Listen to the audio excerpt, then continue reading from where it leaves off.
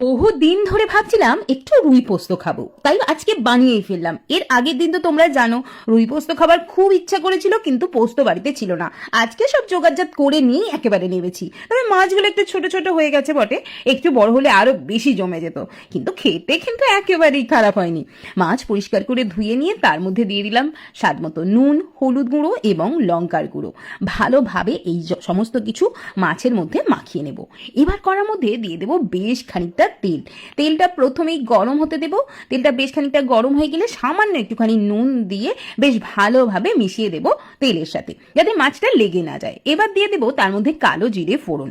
ফোড়নটাকে ওই ধরো 10 থেকে 15 সেকেন্ডের মতো একটু নেড়ে ছেড়ে নেব। তারপর দিয়ে দেব ওই যে মশলা মাখানো মাছগুলো। এবার মাছগুলো একটা একটা করে দিয়ে ভালো করে ভেজে নিতে হবে। এর আগের দিন তো পোস্ত পাইনি বলে সেটা রান্না করেছিলাম, সেটাও তোমরা এত ভালোবাসা দিয়েছো কি বলবো। তবে এটা আরো বেশি দুর্দান্ত হয়েছিল খেতে। এবার মাছগুলোকে তো একটু ভেজে নেবো বলছি, সেই জন্য উল্টে পাল্টে বেশ লাল করে ভেজে নিতে হবে। মাছগুলো যেন একটু কাঁচা কাঁচা না থাকে এটা খেয়াল রাখতে হবে, কারণ এতে বেশ লাল করে ভাজা মাছ দিলেই খেতে বেশ ভালো লাগবে। তো মাছগুলো কথা বলতে বলতে ভাজা হয়ে গেছে। এবার মশলা বাটবো, সেই জন্য শিলনোড়ার মধ্যে আমি মশলাটা বাটবো। দিয়ে নিচ্ছি প্রথমেই এখানে পোস্ত। 2 টেবিল চামচ আমি এখানে পোস্ত নিয়েছি, কারণ একটু পোস্ত পরিমাণ এখানে বেশিই লাগবে।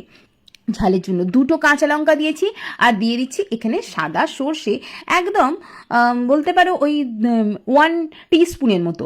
তারপর দিয়ে দিচ্ছি ওই 5টা থেকে 6টার মতো কাজু। এতে বেশ ক্রিমি একটা ভাব আসবে। দিয়ে সমস্ত কিছু অল্প জল দিয়ে দিয়ে ভালো করে একদম মিহি করে বেটে নেব। আমি শিলনোড়াতে এই জন্যই বাটা প্রেফার করি যে মশলাটা খুব সুন্দর বাটা হয়। এই যে মশলা বাটাবুটি একেবারে কমপ্লিট। এর মধ্যে আরও বেশ খানিকটা জল দিয়ে একটু পাতলা করে নিচ্ছি, যাতে আমাদের রান্নাটা করতে সুবিধে হয়। তো সেই জন্য অল্প জল দিয়ে ভালোভাবে এটা মিক্স করে একটা পাতলা লিকুইড মতো তৈরি করে রেখে দিচ্ছি। তো দেখতেই পেলে ভালোভাবে জল দিয়ে গুলে রেখে দিলাম। এবার কড়ার মধ্যে যতটুকু মাছ ভাজার তেল ছিল তার মধ্যে প্রথমেই দিয়ে দেবো পেঁয়াজ বাটা। এখানে মাঝারি সাইজের একটা পেঁয়াজকে আমি বেটে নিয়েছি মিক্সার জারে, আর সেটা দিয়ে একেবারে ভালো করে কষিয়ে নিতে হবে। পেঁয়াজের যেন কোনো রকম কাঁচা গন্ধ না থাকে, এটা একটু খেয়াল রাখতে হবে। বেশ ভাজা ভাজা হয়ে গিয়ে তেল ছেড়ে দিলে সামান্য 1 চিমটের মতো এখানে কাশ্মীরি লঙ্কার গুঁড়ো দিয়েছি। এটা সুন্দর কালারের জন্য, একেবারেই অপশনাল, চাইলে নাও দিতে পারো। দিয়ে ভালোভাবে সেটাকেও কষিয়ে নেওয়ার পর আগে থেকে আমাদের ওই যে গুলে রাখা পোস্তটা এর মধ্যে দিয়ে দেবো। দিয়ে ভালো করে কষাতে হবে। মিডিয়াম থেকে হাই ফ্লেমে এটা ভালো করে কষিয়ে নিতে হবে, মশলা যাতে পুড়ে না যায় এটা একটু খেয়াল রাখতে হবে। আর যেহেতু কাজু বাদাম আছে এটা থেকে কিন্তু তেল রিলিজ করবে, তো সেই অবস্থা পর্যন্ত আমাদের এটা ভালো করে কষিয়ে নিতে হবে। সুন্দর মতো তেল ছেড়ে দিলে এর মধ্যে দিয়ে দেব স্বাদ মতো নুন, এবং সেটা দিয়েও আবারও ভালো করে কষিয়ে নিয়ে পরিমাণ মতো এখানে জলটাও আমরা অ্যাড করে দেব। যে বাটি নিয়েছিলাম সেই বাটিরই 1 বাটি পরিমাণ জল আমি এখানে অ্যাড করব। দিয়ে জলটাকে ভালো মতো ফুটতে দেব।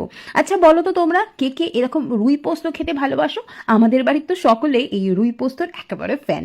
তো যেদিন বলি যে আজকে রুই পোস্ত বানাবো, সেদিন তো সবাই একদম জানে যে কিছু একটা দুর্দান্ত খাবোই আজকে। তো ভেজে রাখা মাছগুলো দিয়ে দেবো, তারপর চেরা কয়েকটা কাঁচা লঙ্কা দিয়ে 3 থেকে 4 মিনিট একটু ফুটিয়ে নেব। দিয়ে ওপর থেকে সুন্দর মতো তেল ছেড়ে দিলে মাছগুলো জাস্ট একবার উল্টে দেব। খেয়াল রাখতে হবে মাছ যেন ভেঙে না যায়। 1 পিঠ উল্টে দেওয়ার পর সামান্য একটুখানি দিয়ে দেব এখানে চিনি। পোস্ত দেওয়া হয়েছে ওই জন্য চিনি দিলে খুব সুন্দর একটা ফ্লেভার আসবে। দিয়ে চাপা দিয়ে একদম গরম গরম সার্ভ করে দেব। 1 থালা ভাত আর সাথে এরকম রুই পোস্ত, উফ কি যে দুর্দান্ত খেতে লাগে কি বলবো। আমি তো বলবো জাস্ট একবার বানিয়ে দেখো, অপূর্ব লাগে। যে কোনো মাছের রেসিপিকে এটা হার মানাবেই, এটুকু আমি কথা দিতে পারি। আজকের রান্নাটা তোমাদের কেমন লাগলো সেটা কিন্তু জানাতে একেবারেই ভুলো না। আজকের মতো এটুকুই, ভালো থেকো।